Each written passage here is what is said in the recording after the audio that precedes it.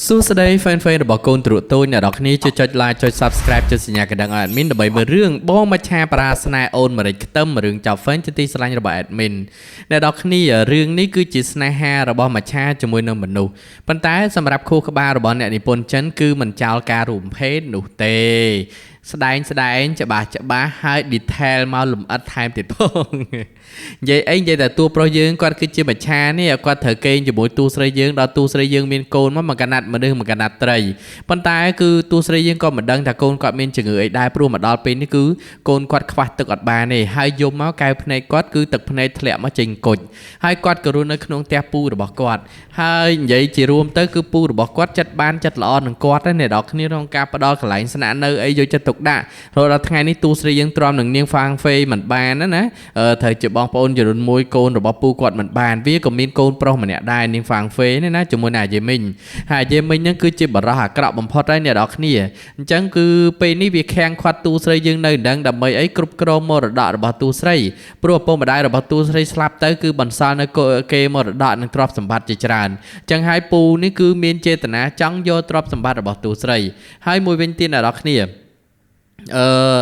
ាមួយវិញទៀតអ្នកនរគ្នាដឹងមិនទេគឺពូនេះឯងមានគណិតអាក្រក់មកលើតួស្រីរបស់យើងហើយដូចថាពេលដែលតួស្រីយើងនៅក្នុងពេលហ្នឹងគឺគាត់បាត់បង់ការចងចាំផងអញ្ចឹងខួរក្បាលគណិតរបស់គេគឺធ្វើយ៉ាងម៉េចគេងចំណេញលើអាហ្នឹងឲ្យទាស់តបានហើយតួស្រីនៅឃើញថាចែកគាត់ត្រូវរកការងារធ្វើរកប្រាក់ខែរលុយមកបានច្រើនព្រោះគាត់មិនអាចនៅត្រាំត្រែងអញ្ចឹងបានទេគាត់ក៏ចង់នាំកូនគាត់ទៅសោយសុខសនុកឲ្យបានស្រួលហើយកុំឲ្យនៅកន្លែងហ្នឹងវាបាក់ចិត្តណាថ្ងៃណាក៏ត្រូវគេឌីលប្រមាថកូនគាត់ទៅរហូតតែកូនហ្នឹងក៏ឲ្យយកគុជទឹកភ្នែកហ្នឹងយកមកលក់នៅកន្លែងនេះដល់គ្នាតាដែលទិញគុជនេះតាហ្នឹងគឺត្រីតានឹងសត្រីបន្លំខ្លួនធ្វើជាមនុស្សរស់នៅពិភពមនុស្សយ៉ាងមានក្តីសុខគ្រាន់តែឃើញគុជនំឃ្លៀមគេដឹងថាជាកូនរបស់ទូប្រុសអ្នកនរគ្នាហើយក៏បានតាក់ទងសួរដល់ពពៀនចង់ដឹងថាម្ចាស់គុជនៅឯណាហើយតួប្រុសយើងគាត់ក៏បានជួបតួស្រីយើងដែលចែកដល់អ្នកនរគ្នាដឹងមិនទេគាត់ឃើញតួស្រីយើងគាត់ប្រហែលគាត់ថាម្នាក់ស្រីហ្នឹងគឺប្រហែលដូចដឹងស្រាប់ហើយអ្នកនរគ្នារឿងរបស់ចិនមួយណាក៏ខ្វះការរួមភេទមិនបាននោះដែរចឹងហើយគេក៏បានស៊ើបពីជីវប្រវត្តិរបស់តួស្រីយើងអ្នកនរគ្នាស៊ើបឲ្យដឹងទៅថានៅណានៅណីងាន់គេហ្នឹងគឺទៅយកមកចៃដន្យអីតួស្រីរបស់យើងត្រូវបាននាងហ្វាងហ្វេជីឡានបុកឡើងស្លាប់ហើយលួចខ្សែករបស់គាត់មកយកមកពាក់អ្នកនរគ្នាខ្សែកនេះគឺជារបស់តួស្រីណាអ្នកនរគ្នាយករបស់គេមកពាក់ធ្វើជារបស់ខ្លួនឯងហើយតួប្រុសរបស់យើងគាត់ចាំបានថាខ្សែកគុជនេះគឺជាខ្សែកដែលគាត់ឲ្យតួស្រីរបស់យើងនៅពេលដែលគាត់បានគេងជាមួយគ្នាហើយចឹងដល់ពេលឃើញនាងហ្វាងហ្វេនេះពាក់ខ្សែគុជនេះគឺធ្វើឲ្យកូនពូជអំបូររបស់មច្ឆាគិតថានាងនឹងឯងគឺជាប្រពន្ធរួមជាមួយនឹងកូនប្រុសដែលមកជាមួយអាម៉ាប់កូនតូចនេះដល់គ្នាគឺចរិតវាដូចឪវាអាយេមិញអញ្ចឹងគឺចរិតពីលចរិតមិនចេះគ្រប់ចាស់ទុំចរិតគឺចូលចិត្តដើមបង្ករឿងអាងវាងដល់អ្នកដទៃហើយដល់ពេលហើយអញ្ចឹងទៅតួប្រុសរបស់យើងគាត់ឃើញថាចេះក្មេងហ្នឹងជាកូនគាត់ចុះមិនបានគាត់អត់មាននិស្ស័យសោះអញ្ចឹងគាត់អត់មាននិស្ស័យជាមួយអ្នកដល់គ្នាហើយសម្រាប់នាងហ្វាងហ្វេវិញណាគាត់តែឃើញតួប្រុសរបស់យើងអានសិញភ្លាមគាត់ថាចែកនេះឲ្យជាឃ្លាំងទ្រព្យឃ្លាំងសម្បត្តិរបស់គាត់ចឹងគាត់ត្រូវធ្វើម៉េចអូសទាញយកទ្រព្យសម្បត្តិនឹងមកឲ្យបានគណិតរបស់គេគឺត្រូវតែកេងប្រវាញ់លើទ្រព្យសម្បត្តិនឹងឲ្យបានអានេះគណិតរបស់គេណាដល់ទៅពេលហើយអ្នកនរគ្នាគឺសម្រាប់តួស្រីរបស់យើងវិញគឺគាត់នៅរកកន្លែងធ្វើការនេះមកដាក់ពាក្យចាំកន្លែងក្រុមហ៊ុនរបស់តួប្រុសប៉ុន្តែគឺគេអត់គេកំពុងសភាហើយកូនរបស់តួស្រីក៏បានសួរត្រីក្រឹមនៅនឹងសួរតែឃើញម៉ាក់គេអត់ត្រីក្រឹមក៏បានប្រាប់ថាម៉ាក់ចូលទៅសភានៅក្នុងហើយគេក៏បានបញ្ជាក់ថាកូនត្រីនឹងវាប្រាប់ដែរណាថាវាឃើញកូនតួស្រីឃើញស្គាល់ដល់ពេលតួប្រុសមកដល់ក៏បានប្រាប់តួប្រុសថាអញ្ចឹងកូនរបស់តួប្រុសនៅខាងក្នុងដល់ពេលហើយតួប្រុសយើងទៅអ្នកនរគ្នាក៏ដើរទៅ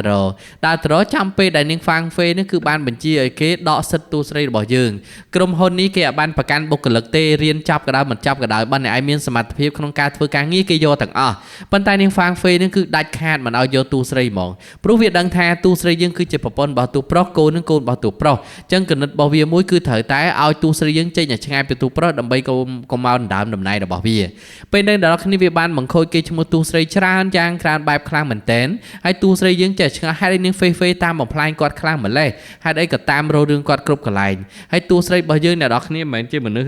ចាស់ចុះញោមទេណាបំផ្លាញគេឈ្មោះគាត់បង្ខូចគេឈ្មោះរបស់គាត់ហើយធ្វើបាបកូនរបស់គាត់តួស្រីរបស់យើងពេលតួប្រុសមកដល់អត់គិតច្រើនទេហើយកូនរបស់តួស្រីវិញ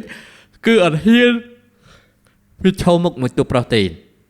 នាងហ្វេបានស៊ីកភ្លៀងទូស្រីអស់ពីបាតដៃដោយសារអីគឺធ្វើបាបកូនរបស់គាត់វាយទៅវាយមកឲ្យគេប្រាប់ទូប្រុសថាអញ្ចេះថាទូស្រីរបស់យើងវាយគេធ្វើបាបគេចឹងទៅបើនិយាយពីរឿងទូប្រុសរបស់យើងវិញអ្នកនរគ្នា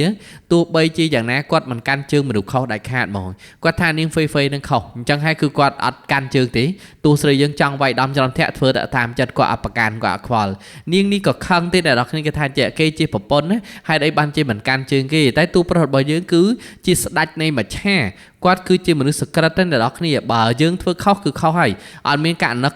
ណីខុសចេញត្រូវបានទេអ្នកឯងខុសគឺខុសហ្មងដល់ចឹងហើយអ្នកនរគ្នាវាក៏បានមកប្តឹងឪរបស់វាឲ្យឪរបស់វានឹងគឺចាត់ការទូស្រីរបស់យើងទៅឪនឹងគេថាចេះមិនទាន់អាចធ្វើពេលនឹងបានទេព្រោះគាត់ត្រូវការកេងចំណេញលើទ្រព្យសម្បត្តិរបស់ទូស្រីពេលហ្នឹងអ្នកនរគ្នាពេលដែលទូស្រីយើងមកផ្ទះរើអីវ៉ាន់ចេញទៅវាក៏បានវាយក្បាលទូស្រីរបស់យើងឲ្យរបួសហើយក៏ឃើញកូនទូស្រីយំមកចេញក្របទឹកភ្នែកចេញគុជណាក៏ចម្លែកវាក៏បានចាប់កូនទូស្រីយើងយកទៅលក់ឲ្យមន្ទីរពេទ្យពិសោធន៍ហើយទូស្រីរបស់យើងត្រូវបានគេចងដៃចងជើងយកទៅអ្នកនរគ្នា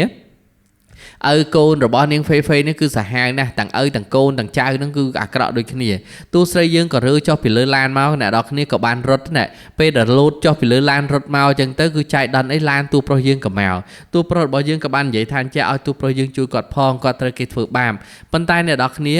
ពូរបស់ទូស្រីឪនាងហ្វេថាចេះថាង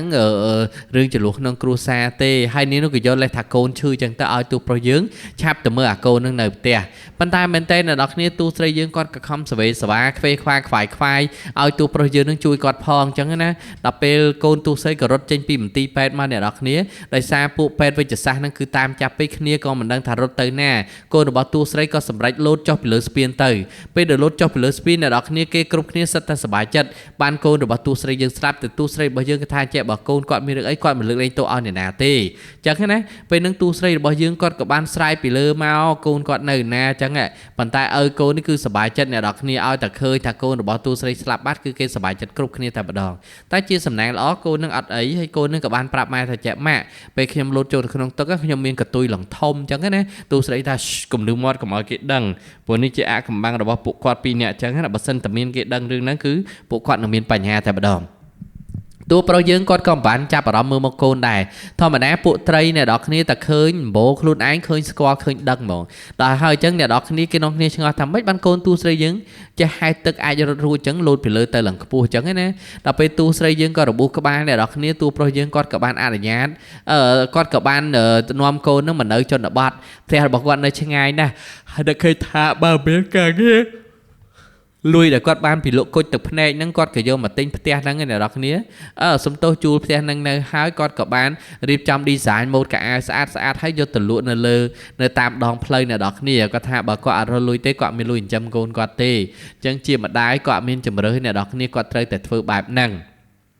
ពេលហ្នឹងហើយអ្នកនរគ្នាកំពុងតែពពាយនាយលក់អីវ៉ាន់នៅតាមផ្លូវកូនរបស់នាងហ្វេនឹងមកក៏រើកៅអៅរបស់ទូស្រីរើបោកកវាត់ចោលចឹងទៅទូស្រីរបស់យើងក៏ថាហេតុអីមិនធ្វើអញ្ចឹងគេថាហេតុអីក៏ធ្វើមិនបានក៏គណិតរបស់គេអ្នកនរគ្នាគឺចេញមកគឺថាបំផ្លាញយើងតែម្ដងហើយទូស្រីរបស់យើងគាត់ខំអត់ធ្មត់ជាមួយណាគាត់ថាបំផ្លាញអីបំផ្លាញស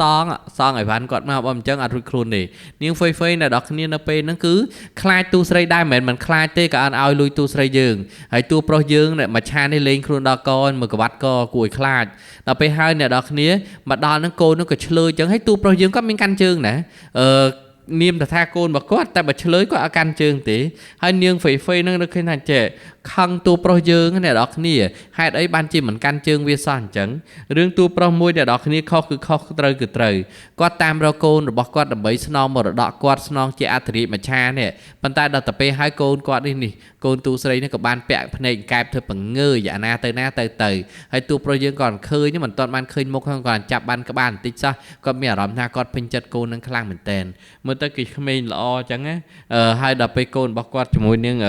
ហ្វេហ្នឹងគឺគាត់មានអារម្មណ៍ថាដូចមិនមែនកូនគាត់ទេគាត់មានតែកាន់ជើងណាឥឡូវនាងហ្វេគេនឹកឃើញថាចេះធម្មតាទូប្រុសយើងជាមច្ឆាគាត់អាឡែកស៊ីនឹងមនុស្សស្រីណាអត់ងាយប៉ះមនុស្សស្រីណាបានទេនិយាយទៅគឺពុំរបស់គាត់ត្រូវតែជាមួយនឹងប៉ាន់ទូស្រីនឹងឯងអត់មានអាចទៅប៉ះស្រីផ្សេងបានហើយនាងហ្វេនេះគេក៏បានដាក់ថ្នាំអ្នកនរគ្នា ជាគោលបំណងរួមគឺរំលោភទូប្រុសរបស់យើងដល់ពេលដាក់ថ្នាំទៅស្អីក៏មិនបានដែរអ្នកនរគ្នាទូប្រុសរបស់យើងគាត់ផឹកតែកាហ្វេនឹងហើយគាត់ក៏ត្រូវថ្នាំប៉ុន្តែគាត់ធំក្លិននាងហ្វេអត់បានអ្នកនរគ្នាធំกระដាស់គាត់អាឡែកស៊ីគាត់ក៏បានដេញនាងហ្វេនឹងចេញទៅគាត់ដូចថាប៉ះអត់បានគាត់ក៏ហៅទូស្រីយើងចូលទូស្រីយើងបើយើងនិយាយងាយយល់ទៅគឺចិត្តងាយសាហាវហ្មងគាត់តែខាងមនុស្សប្រុសគេស្នើគាត់ព្រមទៅអត់លក្ខខណ្ឌបណ្ដោយដល់ពេលហើយអ្នកនរគ្នាពេលដែលគាត់ព្រមគេមួយទូប្រុសហើយក៏ថាមិនបាច់គិតច្រើនទេណោះយើងមនុស្សស្រីទៅយើងចង់សប្បាយអញ្ចឹងដែរស្រេចចិត្តទៅសម័យខ្លួនម្ចាស់ខ្លួនទួយកបានណាដល់ពេលហើយទៅអ្នកនរគ្នា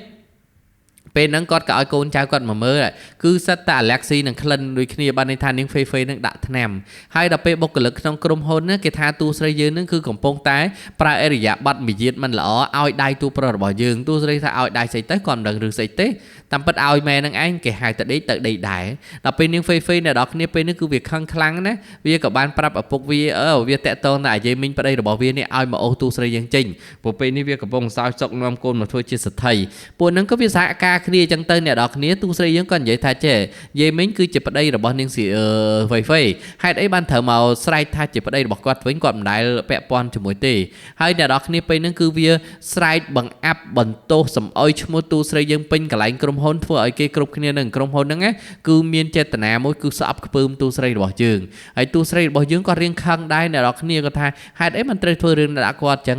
ចេះសនាល្អអ្នកនរគ្នាឲ្យតែមានរឿងគឺទូប្រុសយើងចេញមុខមកភ្លើមជួយទូស្រីយើងបានតែរហូតហើយទូស្រីរបស់ទូប្រុសរបស់យើងគាត់ចាប់ផ្ដើមប្រច័ណ្ឌទូស្រីនិយាយទៅគ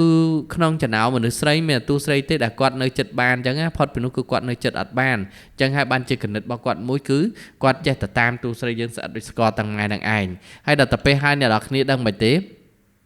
េទូស្រីយើងក៏ត្រូវបានគេធ្វើបាបចឹងអ្នកនរគ្នា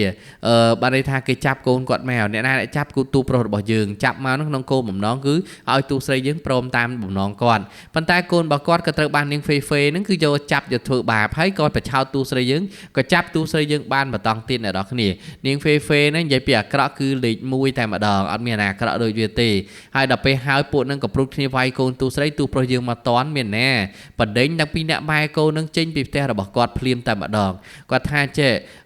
គាត់ស្រឡាញ់កូនប៉ុន្តែកូនគាត់មិនមែនជាកូនព្រៃផ្សៃកូនពីលកូនដេរិឆានអញ្ចឹងទេអញ្ចឹងគាត់បែរជាការពីកូនរបស់ទូស្រីទៅវិញតែអត់ទាន់ដឹងថាកូននឹងកូនខ្លួនឯងទេណាគឺអត់ទាន់ច្បាស់ទេហើយដល់ពេលទូស្រីរបស់យើងត្រូវបានអាយាយមីងចាប់យកមកនេះគឺដើម្បីរំលោភនិយាយទៅគឺអ្នកនិពន្ធយើងផ្ដោតទៅលើការរំលោភការរួមភេទហើយនឹងការស្រេកឃ្លានច្រើនប៉ុន្តែក្នុងអត្ថន័យរួមជាការអប់រំពីអនិស្ស័យរបស់មនុស្សនិងការរស់នៅក្នុងសង្គមនេះគឺពេញបឹបហើយត្រូវជាក់ស្ដែងនឹងសង្គមគ្រប់ជាតិសាសន៍ទាំងអស់អានេះការនិពន្ធរបស់គេគឺត្រូវវាយ៉ាប់តែម្យ៉ាងនឹងឯង detail អារឿងនឹងជ្រុលពេកវាសង្គមជាក់ស្ដែងវាមែនមនុស្សយើងឆ្លងវិញនឹងតណ្ហាណាប៉ុន្តែគាត់ថារឿងវា detail ពេកទៅធ្វើឲ្យ admin កាត់ចោលខ្ទេច fan គុំសង្ឃឹមតែបានមើលដល់ពេលហើយទៅអ្នកនរគ្នាទូស្រីយើងគឺទូប្រុសយើងបានជួយសង្គ្រោះហើយគាត់ក៏បាននាំមកដល់ផ្ទះហើយទូស្រីយើងថាកូនគាត់មិនហើយអាណាកូនគាត់ទូប្រុសថាអីឯងកូនមានសុវត្ថិភាពពេលហ្នឹងទូប្រុសរបស់យើងគាត់សុកចិត្តជ្រើសរើសយកទូស្រីហើយគាត់កវ៉ាត់នាងហ្វេគាត់មិនទាន់ដឹងថានាងនឹងពិតឬខ្លាយតែគាត់កវ៉ាត់ចោលហ្មងដែលហេតុផលអ្នកនរគ្នាគឺគាត់អាចប៉ះពាល់ទូស្រីយើងបានអញ្ចឹងហើយគាត់គិតថាគាត់អាចចាប់ផ្ដើមជីវិតថ្មីហើយនាងហ្វេនឹងកូននោះគឺត្រូវបានហាមឃាត់មិនឲ្យចូលនៅក្នុងផ្ទះនឹងទៀតទេហើយមិនពាក់ព័ន្ធអីជាមួយទូប្រុសទៀតទេអាកូនម៉ាប់នេះទៅបានធ្វើអ្នកមានមរយៈសោះតែចរិតពីលពេកពីអ្នកម៉ែកូនឲ្យចេះអប់រំខ្លួនឯងឲ្យបានល្អឥឡូវនេះខ្លាយទៅអ្នកក្រវិញអត់ដែរហើយដល់ទៅពេលអ្នកបំរើក្នុងផ្ទះទូប្រុសសិតតែត្រីពួកនឹងសត្រីទាំងអស់មច្ឆាទាំងអស់ឃើញកូនទូស្រីហើយស្គាល់ហ្មងហើយចង់ប្រាប់ទូប្រុសថាអញ្ចេះរកឃើញហើយឃើញអធិរាជហើយអញ្ចឹងណាប៉ុន្តែទូប្រុសរបស់យើងក៏អត់ចាប់អារម្មណ៍ហើយដល់ពេលទូប្រុសរបស់កូនរបស់ទូស្រីទៅសម្ដែងនៅសាលាធ្វើជាតួមច្ឆានេះណាគឺទូប្រុសយើងគាត់ក៏ស្ដាប់ឮហើយគាត់ក៏អត់ចាប់អារម្មណ៍ទៀតគាត់ចាប់អារម្មណ៍ថាជាកូនរបស់គាត់អ្នកនរគ្នាគាត់គិតថាធម្មតាសាមញ្ញក៏មានក្តីសុខចឹងណាដល់ពេលហើយចឹងទៅកូនរបស់ទូស្រីហ្នឹងគាត់ក៏ព្យាយាមនិយាយរឿងហ្នឹងចឹងទៅតែនិយាយតែពីអ្នកម៉ែកូនហើយទូស្រីយើងព្យាយាមបិទបាំងទូប្រុសណាឲ្យទូប្រុសដឹងថាកូនគាត់ជាមនុស្សចម្លែកទេគាត់ខ្លាចគេទទួលយកបានហើយកូនគាត់មានគ្រោះថ្នាក់ទាំងទូស្រីរបស់យើងផ្ទាល់ហ្នឹងក៏មិនដឹងរឿងផងថាទូប្រុសរបស់យើងគឺជាត្រីជាមច្ឆាដូចតែកូនគាត់អត់ដឹងរឿងទេណាអញ្ចឹងហើយគាត់នៅឃើញថាពេលនេះកូនគាត់ដោះតិចត្រីមកហើយគាត់ត្រូវនាំកូនគាត់ទៅនៅផ្ទះជួគាត់វិញមិនអាចនៅផ្ទះរបស់ទូប្រុសបានទេខ្លាចលោតែគេឃើញការពិតថ្ងៃណាមួយគឺកូនរបស់គាត់នឹងមានគ្រោះ រថ្នាក់ហើយដល់ពេលពីអ្នកឪកូននេះវិញនាងហ្វេហ្វេនេះវិញអ្នកនរគ្នានៅពេលដែលទូប្រុសយើងដេញនាងហ្វេហ្វេចេញពីផ្ទះគឺកណិតរបស់វាគឺត្រូវតែទៅចាត់ការទូស្រីរបស់យើងហ្មងបំផ្លាញផែនការរបស់វាហើយមួយទៀតកណិតរបស់វាគឺដណ្ដើមយកក្រុមហ៊ុនរបស់ទូស្រីជាសាធារណៈសូគណៈកម្មការនៅក្នុងក្រុមហ៊ុននឹងតែម្ដងហើយដល់ពេលនាងហ្វេហ្វេនេះគឺតររឿងទូស្រីយើងទៀតទូស្រីយើងក៏ផ្ទះកភ្លៀងទៀតនិយាយទៅជួបទូស្រីយើងមិនដែលចំណេញទេអ្នកនរគ្នាបើគុំតែវាលេងល្បិចស្មោកគ្រោកគឺអត់ឈ្នះទូស្រីទេពួកនេះលេងល្បិចស្មោកគ្រោកតែរហូតនឹងឯងហើយដល់ពេលនាងហ្វេហ្វេពេលនេះទូប្រុសយើងគាត់បដិញចេញហ្មងគាត់ថានាងហ្វេហ្វេនេះគឺមានចេតនាកុហកបោកប្រាស់គាត់ថាគុំកុហកគាត់គឺអត់រួចខ្លួនទេដល់ទៅពេលហើយអ្នកនរគ្នាទូស្រីរបស់យើងគាត់មានការចងចាំឡើងវិញហើយគាត់ដឹងរឿងហើយថាពូនឹងព្យាយាមសម្លាប់គាត់ហើយព្យាយាមដណ្ដើមក្រុមហ៊ុនរបស់គាត់ថ្ងៃនេះគឺគាត់មកនឹងគឺដើម្បីដណ្ដើមយកអ្វីដែលជាគេមរតកម្ដាយគាត់បន្សល់ទុកឲ្យយកមកវិញទាំងអស់តែពូនឹងគឺគេបែរជានិយាយសហការជាមួយនឹងគណៈកម្មការនៅទីហ្នឹងអ្នកនរគ្នាគេថាទូស្រីរបស់យើងនៅឆ្ងាយជាពីអាជីវកម្មបើឲ្យកាន់កាប់ក្រុមហ៊ុននឹងខ្លាចដួលរលំអញ្ចឹងទៅតែទូស្រីរបស់យើងគឺគាត់អត់ទេអ្នកនរគ្នាគាត់មានផុសតាងក៏មានលិខិតជាក់ស្ដែងតាក់ទងនឹងអំពើពុករលួយរបស់ពូគាត់ហើយមនុស្សដែលគ្មានសមត្ថភាពពិតប្រាកដស្រាប់ពេលដែលទូប្រុសរបស់យើងគាត់ក៏បានចេញមុខមកការពារទូស្រីរបស់យើងនៅក្នុងក្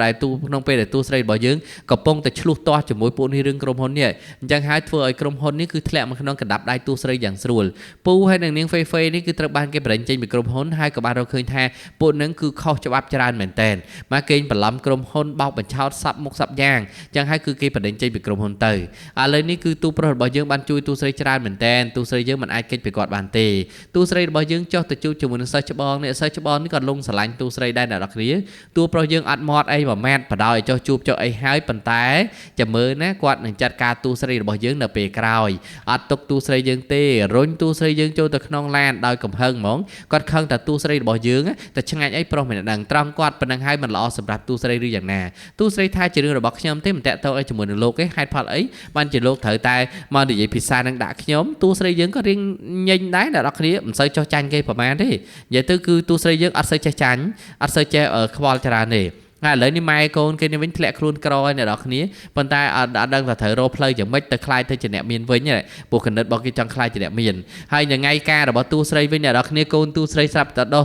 ព្រួយដោះអីមកនេះចៃដន្យអីកូនចៅទូប្រុសតែមច្ឆាឃើញអញ្ចឹងស្គាល់ហ្មងកូនអធិរាជហើយដល់ពេលនាងហ្វេហ្វេហ្នឹងក៏រូបតាមតនក៏លួចថតរូបហើយយកមកប្រាប់ទូប្រុសថាអញ្ចេះកូនទូស្រីជាមនុស្សចម្លែកបង្ហាញរូបមច្ឆារូបត្រីរូបអីមកទូប្រុសយើងក៏ដឹងតែកូនគាត់ហ្មងព្រោះកូនចៅបានប្រាប់ថាជាកូនរបស់គាត់ណាទៅទូប្រុសរបស់យើងគាត់ថាចែកគាត់ធ្លាប់ពមៀននាងហ្វេហ្វេហើយថាកុំឲ្យកុហកបោកប្រាស់គាត់បើសិនជាគាត់ចាប់បានគឺនាងមិនរួចខ្លួនទេទីបំផុតនាងហ្វេហ្វេអត់រួចខ្លួនពិតមែនអ្នកនរគ្នាទូប្រុសយើងចាត់ការលើកនេះដឹងមានសង្ឃឹមរស់ទាំងអត់ហើយក្រោយពេលដែលរៀបការហើយប្តីប្រពន្ធត្រូវដងត្រូវផ្លែគ្នាណាគឺទូប្រុសរបស់យើងនិងកូននឹងគឺបាននិយាយគ្នាដោយសារទូប្រុសយើងគាត់ជាត្រីកូនគាត់ជាត្រីគាត់បានសហការគ្នាប្រាប់គ្នាអញ្ចឹងណាអត់ទទួលស្រីយើងទេអត់ដឹងរឿងអ្នកនរគ្នាដល់ពេលគូទូស្រីយើងគេមួយទូប្រុសហើយជប់ឡើងឃើញមានសកាមួយពណ៌ផ្ទៃមេឃចឹងហើយកូននឹងក៏ព្យាយាមលាក់បាំងមកឲ្យទូស្រីដឹងទេតែទូស្រីយើងតាមដានគាត់មានអារម្មណ៍ថាចែកកូនគាត់កត្រីប្តីគាត់កត្រីទីបំផុតទូប្រុសយើងបានលាតត្រដាងការពិតក៏សួរថាទូស្រីនៅស្រឡាញ់គាត់ទៀតអត់ទូស្រីថាគាត់អត់ប្រកាន់តែទូប្រុសជាមនុស្សឬជាត្រីទេសំខាន់ទូប្រុសជាមនុស្សល្អហើយគាត់ស្រឡាញ់